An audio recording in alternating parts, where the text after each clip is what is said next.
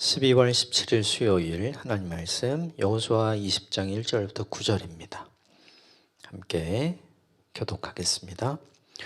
여호와께서 여호수아에게 말씀하여 이르시되 이스라엘 자손에게 말하여 이르기를 내가 모세를 통하여 너희에게 말한 도피성들을 너희를 위해 정하여 부지 중에 실수로 사람을 죽인 자를 그리로 도망하게 하라. 이는 너희를 위해 피의 보복자를 피할 곳이니라.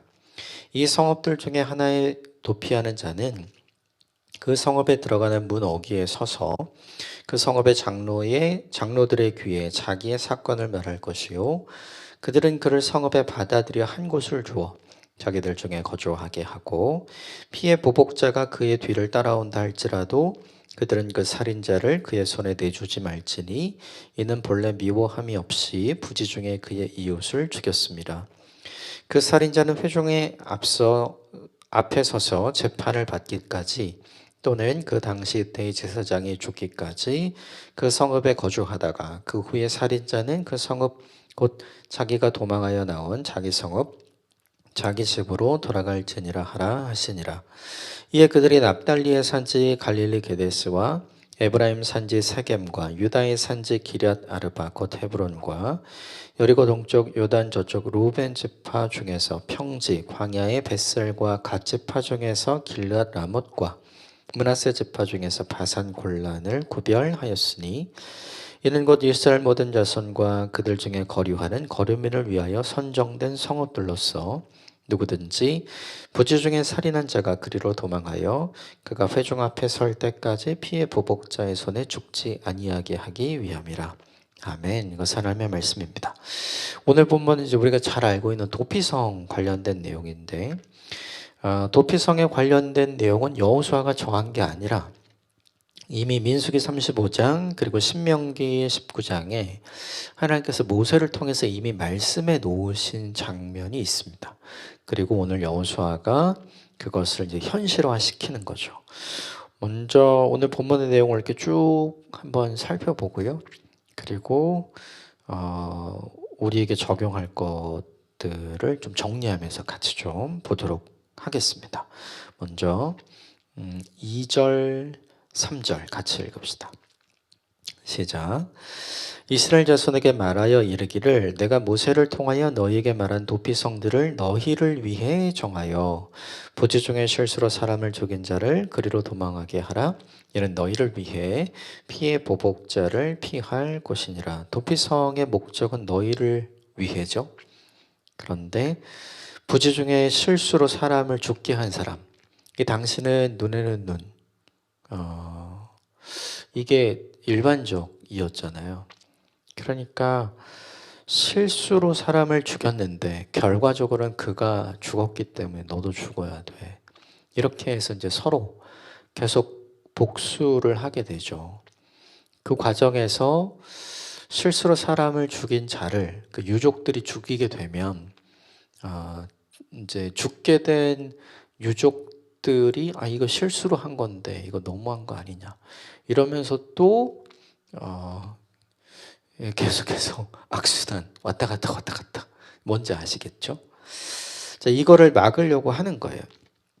이 부분을 좀 생각을 해보면 도피성의 목적은 실수로 사람을 죽게 한 자를 보호하는 것도 있고 또 하나는 유족들이 동일하게 복수를 함으로 그들 역시 살인자가 되고 또 나중에 살인의 대상자가 되지 않게 하기 위함이죠. 그러니까 결론적으로 보면 이 공동체를 유지시키고 존속시키는 게 목적이에요. 이 복수가 끊어지지 않으면 계속 이쪽 죽이고 왔다 갔다 하면서 어느 한쪽이 완전히 없어질 때까지는 이제 멈춰지지가 않는 거거든요. 그러면 이 공동체가 존속되고 유지될 수 없는 거죠. 생각을 해보면 광야 생활을 하는 도중에는 도피성이 필요 없었어요. 늘 성막을 중심으로 구름기둥과 불기둥이 보이고 그리고 사람들은 성막을 중심으로 다 텐트치고 살았잖아요. 그러니까 이걸 좀 생각을 해보면 그때에는 도피성이 왜 필요 없었을까 생각을 해보면 그들이 갖고 있는 게 하나님밖에 없고 또 중요한 건 다 드러나는 곳에 살았잖아요. 모두가 다 볼 수 있는 곳. 물론 각 가정마다 텐트가 있긴 했지만 그 뭐 이웃집 어떤지 누구나 다 아는. 그리고 중요한 건 이제 서로 가까운 곳에 있었던 거죠. 그래서 생각을 해보면 땅 분배 이후로는 요단 동편, 요단 서편 전역으로 흩어져서 살게 되고, 또 하나는 가진 것이 생겼죠. 그 전이랑 조건이 달라요. 그리고 가장 중요한 게 늘 보이던 하나님의 임재가 이제는 안 보입니다. 그러니까 구름 기둥, 불 기둥이 없어졌잖아요. 가나안에 들어오면서. 지금 길갈에 있던 성막이 이제 실로로 옮겨지긴 했지만, 그렇지만 사람들이 1년에 3번 이제 성막으로 오지 않으면, 그죠? 하나님의 임재를 보고 생각할 수 있는 장치가 없어지니까 이게 굉장히 큰 문제가 된 거죠. 조금 더 생각을 해보면 사람은 하나님이 자유를 주셨잖아요. 근데 사람은 그 자유를 자유로 누리다가 뭘로 전락시키냐면 방종으로 전락시키는데 아주 전문가이죠. 그러니까 하나님이 주신 가장 좋은 걸 가장 좋게 사용하지 않는 걸로 사람들은 되게 유명해요. 그리고 그걸 너무 잘합니다. 책임도 마찬가지죠. 하나님이 책임을 주시면 사람들은 그걸 뭘로 바꾸냐면 권력으로 바꿉니다. 그래서 사람들에게 자기가 섬겨야 됨에도 불구하고 그들 위해 군림하는 사람들 얼마나 많아요. 비근한 예로는 이제 하나님이 가정의 성이라는 기쁨을 주셨잖아요. 그런데 우리가 출애굽기 여정을 이렇게 쭉 보면서도 가정 밖에서 일어나는 성, 우상 숭배를 통해서 일어나는 문란한 외도와 성적 타락을 얼마나 많이 봐요. 이거는 늘 사람은 하나님이 주신 좋은 거를 가장 좋지 않게 사용하는 것 같아요. 그렇게 하나님이 주신 최고의 생명이죠. 그런데 이거를 억하심정과 여러 가지 감정과 여러 가지 필요와 나름의 이유 때문에 그걸 자기가 함부로 하는, 하나님의 자리에 가버리는 그런 일들을 사람들이 하는 거죠. 정리를 하면 언제나 좋은 것을 좋지 않게 만드는 게 사람이에요. 쉽게 말하면 실수를 한단 말이죠. 근데 이 도피성을 왜 만드셨냐면 이 실수를 실패로 만들지 않기 위해서 이 도피성을 주시는 거예요. 실수한 사람들이 다시 회복할 수 있는 기회, 다시 도전할 수 있고 다시 살아갈 수 있는 기회를 주시는 하나님의 배려인 거죠. 인간이 어떤 존재라는 걸 하나님이 알고 계셨기 때문에 하나님이 이런 장치를 만든 거죠. 광야에서는 보이는 하나님이 있었어요. 보이는 하나님의 임재가. 그래서 그게 필요 없죠. 근데 땅 분배를 받고 이쪽 저쪽 이제 나누어 살면서는 보이는 하나님의 임재가 없잖아요. 그러니까 사람이 어떻게 된다는 걸 하나님은 너무나 잘 아셨던 거죠. 그래서 이 장치를 준 거예요. 그래서 도피성을 만든 것 자체가 뭐냐 하면 우리의 죄악됨을 아시는 하나님의 배려, 우리의 실수를 우리의 실패로 만들지 않으시려는 하나님의 배려가 있다. 이거를 기억하면 좋겠어요.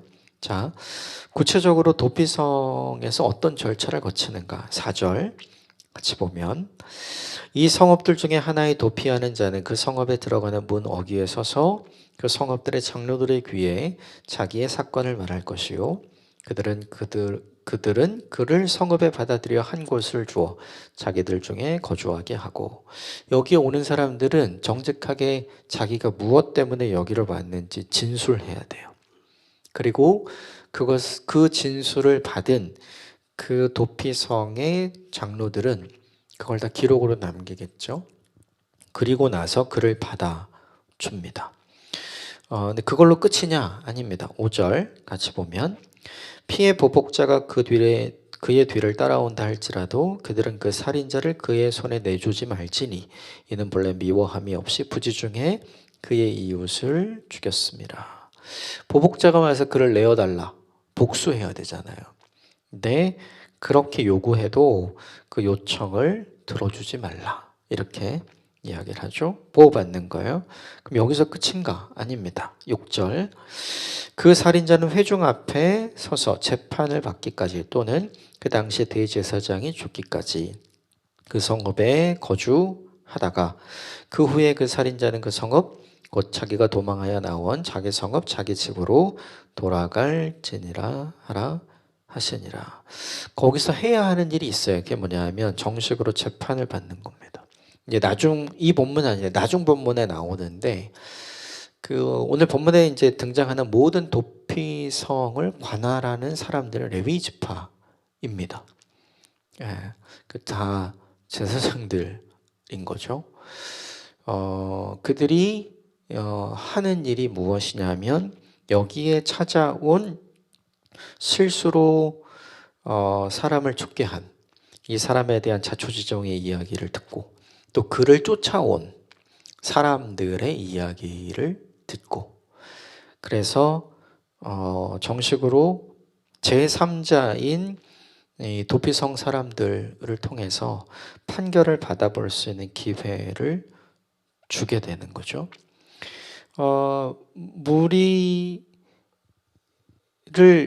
무죄를 받을 경우 즉시 돌아갈 수 없어요. 무죄를 받아도 이 본문의 대제사장의 임기까지는 여기 살아야 돼요. 즉시 돌아가지 못하게 하는 이유가 뭘까 생각해 보면 도의적 책임을 지게 하는 거죠. 네. 그게 실수였다 하더라도 내가 몰랐다 하고 사고였다 하더라도 그 일이 직접적으로 있게 된 자신이 그 유족들에게 도의적 책임을 지게 하는 방식을 사용하는 거예요. 되게 합리적이죠.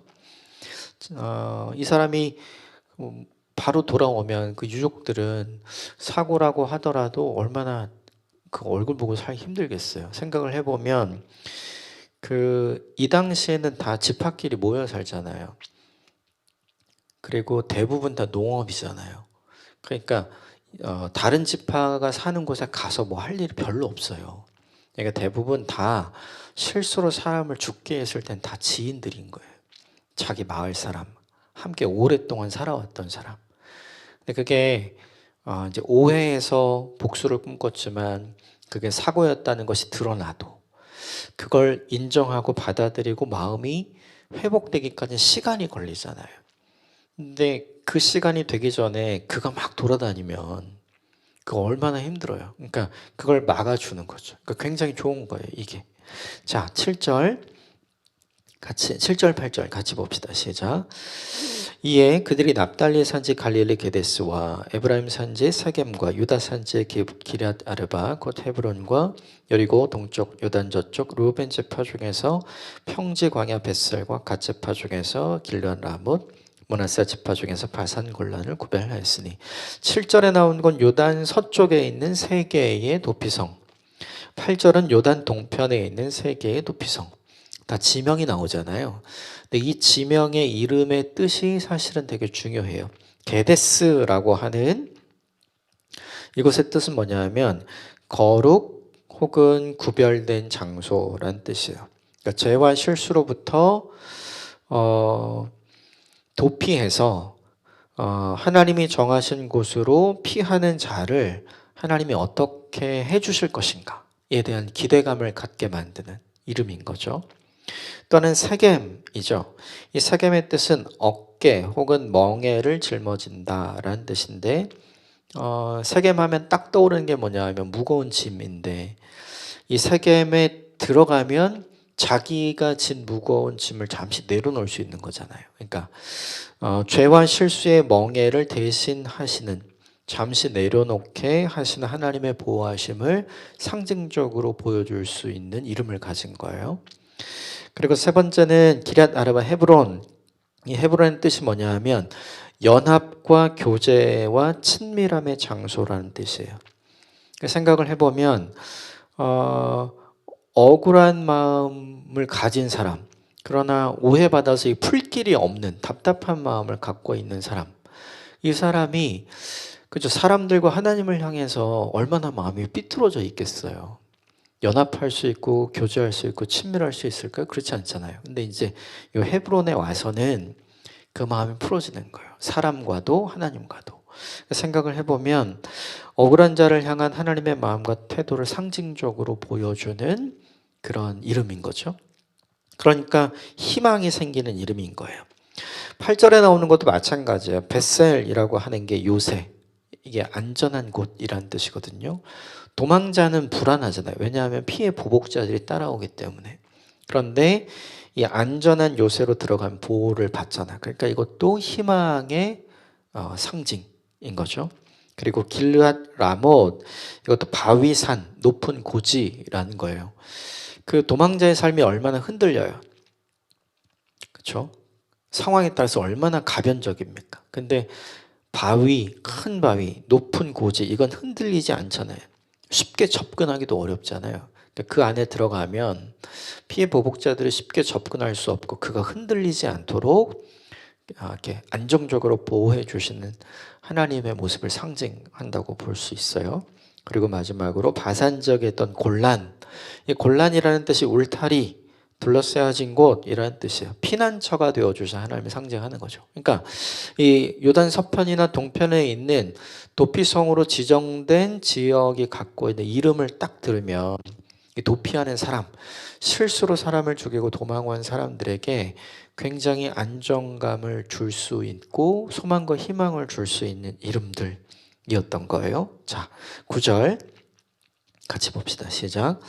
이는 이스라엘 모든 자손과 그들 중에 거류하는 거류민을 위하여 선정된 성읍들로서 누구든지 부지 중에 살인한 자가 그리로 도망하여 그가 회중 앞에 설 때까지 피해 보복자의 손에 죽지 아니하게 하기 위함이라. 이 본문의 중요한 건 누구든지 그럴 수 있거든요. 누구든지 실수로 이런 일 할 수 있죠. 사고가 누구에게든 다 일어나잖아요. 근데 그 실수를 하나님은 실패로 만들지 않기 위해서 그 기회를 열어 놓으시는 거죠. 이 본문이 1절부터 9절까지가 살펴본 내용들이에요. 이걸 좀 정리를 하면 이렇게 되죠. 도피성의 이름, 그리고 도피성을 만든 목적, 그리고 그것에 어떤 절차를 거쳐서 뭘 해야 되는지가 다 나오죠. 이걸 정리를 하면 이런 메시지를 도출할 수 있어요. 첫 번째는 보복의 악순환을 하나님께서 끊고 싶으시구나. 서로 함께 살라고 다 분배한 거잖아요. 근데 이 사건 때문에, 이 사고 때문에 서로 함께 살기 어려운, 누구 하나는 죽어야 사는 이런 상황이잖아요. 이게 반복되지 않도록 하나님께서 끊기를 원하시는구나. 두 번째는 뭐냐 하면 이 피해 보복자들은 다 감정적인 선택을 하는 거죠.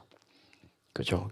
그 뭐 다 물어보고 뭐 하겠어요? 그렇지 않죠. 당장 그 내 가족이 지금 생을 달리했는데 이게 이성이 돌아가지 않죠. 그러니까 감정적인 선택을 할 수밖에 없어요. 근데 그 감정적인 선택을 하면 결과가 또 안 좋잖아요. 근데 이 본문에서는 도피성에서 재판을 받게 하고 제3자에게 이야기를 들려주고 그의 이야기도 하고 우리의 이야기도 들려주면서 제3자로 하여금 객관적으로 보고 평가하고 판단할 수 있도록 하잖아요. 그러니까 감정적인 선택을 이성적 재판으로 바꾸는 거예요. 그래서 실수했는데 또 다른 실수가 없도록 만드는 거죠. 세 번째는 뭐냐 하면 그 보복은 다 개인의 결정이잖아요. 그런데 재판은 지금 이 도피성에 있는 모든 사람들이 회중 앞에서 하는 거거든요. 그러니까 개인의 결정이 아니라 공동체의 결정으로 하는 거예요. 더 중요한 건 여기 있는 사람들은 다 레위 지파 사람들이잖아요. 그러니까 다른 지파와 관련성이 없는 사람들이에요. 그러니까 뭐 이 사람한테 좋게 해주고 저 사람한테 좋게 해주면 뭐 특별히 이득이 있고 이런 거 없어요. 이 사람들은. 그러니까 정말 객관적이고 공정하게 이 재판을 수행할 수 있는 사람들을 모아놓은 거죠. 네 번째는 뭐냐 하면 아까 이야기했듯이 재판에서 무죄가 나도 바로 못 돌아가요. 도의적 책임을 지게 하는 거죠. 그래서 서로가 서로를 살리는 사람이 되게끔, 서로가 서로를 이해하는 사람이 되게끔 만들어 주는 거죠. 결과적으로 이 모든 것을 통해서 실수를 실패로 만들지 않으시는 하나님. 이 본문을 보면 하나님이 이스라엘 백성들을 얼마나 귀하게 여기시고 아끼시는지를 볼 수 있죠. 가장 중요한 게 뭐냐면 우리 이 본문을 보면서 이렇게 생각해요. 하나님이 이런 일이 없도록 사람들 마음을 좀 만져주시고 그런 사고가 없도록 지켜주시면 안 되나? 그런 생각하죠. 그런 일은 없습니다. 그런 일은 없어요. 하나님은 우리를 프로그래밍이 된 기계로 살지 않고 심지어는 하나님을 거부할 수 있는 자유까지 주신 분이잖아요. 본문에 나온 사람들도 우상 숭배를 못하는 게 아니라 언제든지 할 수 있는 사람이거든요. 음행을 못하는 게 아니라 언제든 음행을 할 수 있는 사람이에요. 그런 자유를 하나님께서 사람들에게 주셨단 말이죠. 그 자유를 가진 사람이 하게 되는 실수가 있어요. 근데 이 실수에 대해서 그럼 하나님은 그럼 책임지게 하면 되잖아요. 근데 하나님은 어떤 모습이냐면 그것을 우리의 연약함이 만든 실수인 걸 아시는 거죠. 그래서 그 실수를 실패로 끝나지 않기 위해 계속해서 기회를 주시고 우리를 다듬어 가시는 하나님의 모습을 이 본문 속에 볼 수 있죠. 저는 이 본문을 나누면서 이 마지막으로 나누었던 5가지로 정리했던 이 전체의 모습이 우리가 가져야 될 하나님의 모습, 하나님의 마음, 하나님의 생각, 하나님의 감정이 아닌가 생각이 들어요. 우리는 실수를 다 드러내기 좋아해요. 실수를 다 드러내서 그를 실패자로 만드는 거. 그래야 내가 올라가니까요. 사회가 그렇고 세상이 그렇잖아요. 근데 이 본문에서 도피성을 만들고 하나님 그렇게 안 하거든요. 이게 성도와 교회가 선택해야 될 방식이 아닌가. 오늘 하루는 좀 곰곰이 생각해 보시면 좋겠어요. 우리가 도피성을 만드신 하나님의 의도와 목적에 부합한 사람인가? 그렇게 되어가고 있는가? 그렇게 되어가는 오늘 하루가 되기를 바랍니다. 함께 기도하겠습니다.